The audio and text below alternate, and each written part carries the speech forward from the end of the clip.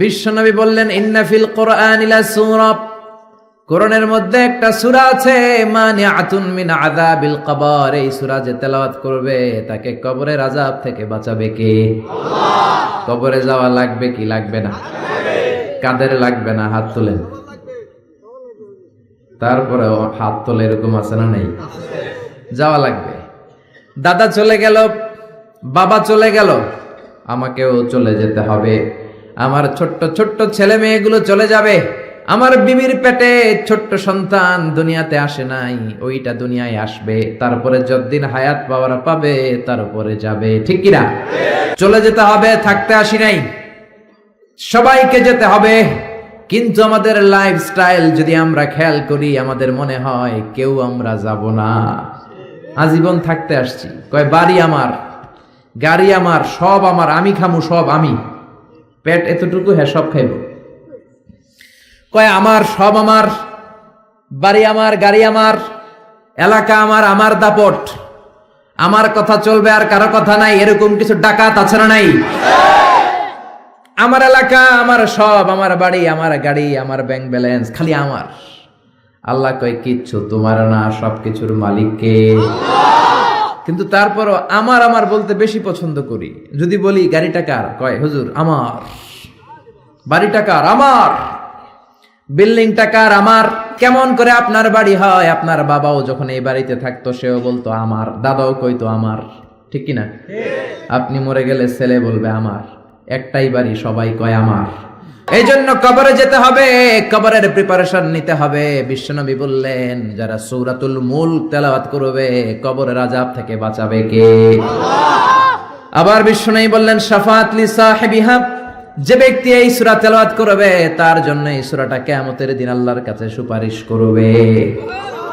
সুবহানাল্লাহ নাই? সুবহানাল্লাহ। আর জোরে সুবহানাল্লাহ। কোরআন সুপারিশ করবে আল্লাহর কাছে। আল্লাহ সুপারিশ ফেলে দিতে পারবে? প্রধানমন্ত্রীর কাছে যদি অর্থমন্ত্রী কোনো সুপারিশ নিয়ে যায়, প্রধানমন্ত্রী ফেলে দিতে পারবে? পররাষ্ট্রমন্ত্রী যদি কোনো সুপারিশ করে, রেকমেন্ডেশন করে, ফেলে দিতে পারবে? কোরআন যদি সুপারিশ করে, কবুল করে নিবে কে? আল্লাহ। এজন্য এই সূরা যারা তেলাওয়াত করবে, এই সূরা তার হয়ে আল্লাহর কাছে সুপারিশ করবে, রব্বুল আলামিন এই সূরার সুপারিশ কবুল করে নিবে। আবার বিশ্বনবী বলেন খাসামাত আন সাহিবিহা, এই সূরাটা কিয়ামতের দিন এই সূরার তেলাওয়াতকারীর পক্ষ হয়ে আল্লাহর বিরুদ্ধে তর্ক করবে। আল্লাহু আকবার। আল্লাহর সাথে তর্ক, সাহস বেশি না কম? বেশি না কম? তর্ক করতেই থাকবে হাত্তা আদখালাহুল্লাহুল জান্নাহ, যতক্ষণ না রব্বুল আলামিন ওই লোকটাকে জান্নাতি বলে সার্টিফিকেট না দেয়। পড়তে রাজি আছেন সূরাতুল মুলক? এজন্য বিশ্বনবী বলতেন মান ক্বারা বিহা ফি লাইলা, রাতে যে সূরাটা তেলাওয়াত করবে তার আমলনামার মধ্যে সওয়াব দিয়ে পূর্ণ করবে কে? আল্লাহ। এজন্য বিশ্বনবী দরদ মাখা কণ্ঠে বলেছেন আমি চাই আমার প্রতিটা উম্মতের হৃদয়ে এই সূরাতুল মুলকটা গাথা থাক। আমি চাই এই সূরাটা আমার প্রতিটা উম্মতের কলিজায় লিপিবদ্ধ থাক। আমি চাই 30টা আয়াতের এই সূরাতুল মুলক আমার প্রতিটা উম্মতের সিনার মধ্যে লিপিবদ্ধ থাক। সুবহানাল্লাহ। মুখস্থ করতে রাজি আছেন? সবাই করবেন? যারা ইনশাল্লাহ বলেন নাই তারা তো আর করবেন না, না? করবেন? করবেন? সবাই করবেন? মাত্র 30টা আয়াত। কয় আয়াত? তাহলে প্রতিদিন যদি একটা করে আয়াত আপনি মুখস্থ করেন, তার সূরাটা মুখস্থ করতে লাগবে কয়দিন? জোরে বলেন। এটা আপনাদের বাড়ির কাজ। কোরআন পড়া হয় না। আগামী 1 মাসে এই শামুকসারের প্রত্যেকের হৃদয়ের ভিতরে এই সূরাতুল মুলক থাকার দরকার আছে না নাই? রাজি আছেন? রাজি আছেন? চিৎকার করে পড়েন ইনশাআল্লাহ। এই সূরাটার মধ্যে নাস্তিকদের জন্য কিছু ডোজ আছে, ডোজ। নাস্তিকদের জন্য কিছু ডোজ দিয়েছে কে? আল্লাহ। মেডিসিন দিয়েছে কে? আল্লাহ। আমরা আল্লাহরে বিশ্বাস করি, আমরা আস্তিক। যারা করে না তারা কি? নাস্তিক। আমরা আস্তিক হতে চাই না, নাস্তিক। নাস্তিকরা বলে আমরা স্রষ্টা মানি না, কারণ স্রষ্টা দেখি না। কিন্তু ওরা বাতাসও দেখে না, কিন্তু বাতাস মানে কি মানে না? কারো মাথায় যদি ব্যথা হয় দেখে না, কিন্তু মানে কি মানে না? Bad headache. Someone feel bad headache in his head. So why do you believe on that? কেন মাথা ব্যথা মানো?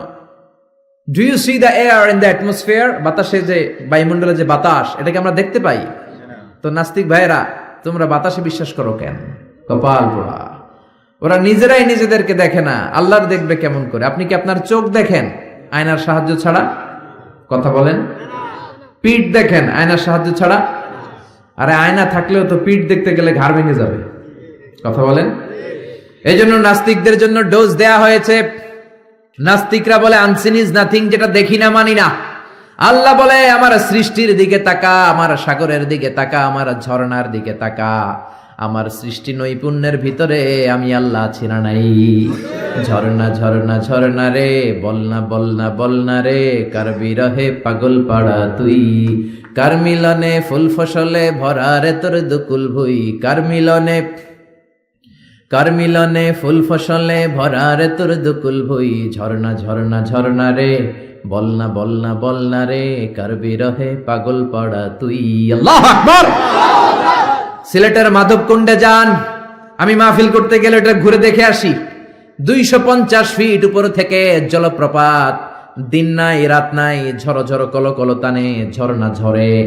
এই ঝর্ণার তৈরিকারী কে? সাগরের প্রচন্ড উত্তাল ঢেউ। কক্সবাজারে যাবেন, 155 kilometre, the longest sea beach ever in the world. পৃথিবীর সবচাইতে বড় সমুদ্র সৈকত বাংলাদেশে দিয়েছে কে? আলহামদুলিল্লাহ কইবেন না?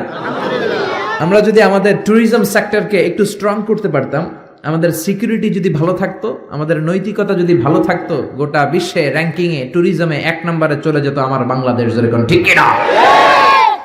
কিন্তু নেতা খাতারা কিচ্ছু করে না, দেশকে আগাতে চায় না, আগায় নেয় নিজের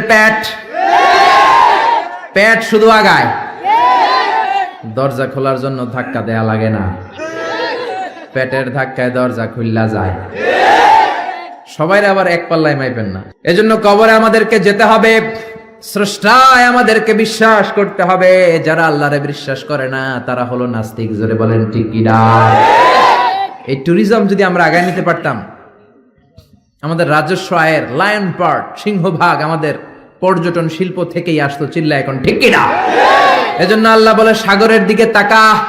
সাগরের দিকে তাকালে বুঝতে পারবি সাগরের একজন মালিক আছে। রাড়াই সূরাতুল মুলক অনেক দামি সূরা, এটা মুখস্থ করবেন। এই মুখস্থ করার ট্র্যাডিশন আমাদেরকে চালু করতে হবে। সূরাতুল মুলকের ব্যাপারে অনেক ফজিলতপূর্ণ কথা বিশ্বনবী বলেছেন। বিশ্বনবী বলেছেন, ইন্না হাযিহি সূরা মানিআতুন মিন আযাবিল কবর। নিশ্চয়ই এই সূরাটা মানুষকে কবরের আযাব থেকে বাঁচায়। সুবহানাল্লাহ। বাড়িতে যাই বলেন, চিল্লায় পড়েন আল্লাহু আকবার। বিশ্বনবী বললেন, ইন্না ফিল কুরআনি লা সূরা, কোরআনের মধ্যে একটা সূরা আছে, মানিআতুন মিন আযাবিল কবর। এই সূরা যে তেলাওয়াত করবে তাকে কবরের আযাব থেকে বাঁচাবে কে? আল্লাহ।